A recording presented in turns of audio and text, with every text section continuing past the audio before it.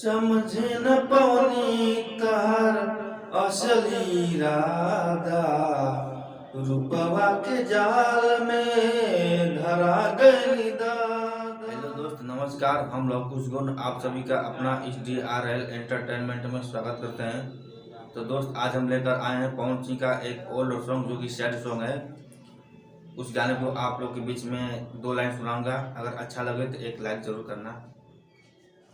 तो इस वीडियो को पूरा देखना। और हाँ, अगर आप हमारे चैनल पर पहली बार आए हैं तो नीचे दिए हुए लाल रंग के सब्सक्राइब बटन को दबाकर आल वाले बेल आइकन प्रेस करना, ताकि जब भी मैं भोजपुरी लेटेस्ट या ओल्ड सॉन्ग लेकर आऊँ तो सबसे पहले आप तक उसका नोटिफिकेशन जाए। चलिए आगे स्टार्ट करते हैं।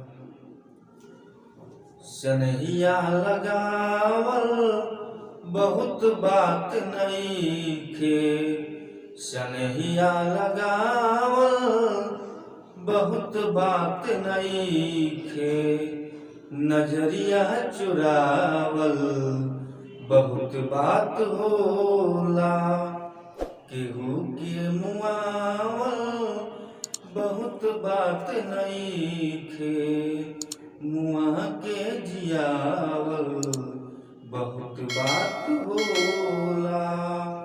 सनहिया लगावल बहुत बात नइखे, नजरिया चुरावल बहुत बात होला। समझे न पौनी तहर असली इरादा, रूपवा के जाल में धरा गई दादा। हो समझे न पौनी तहर असली इरादा, रूपवा के जाल में धरा गई दादा। केहू के रोआवल बहुत बात नइखे, रोआ के हंसावल बहुत बात होला।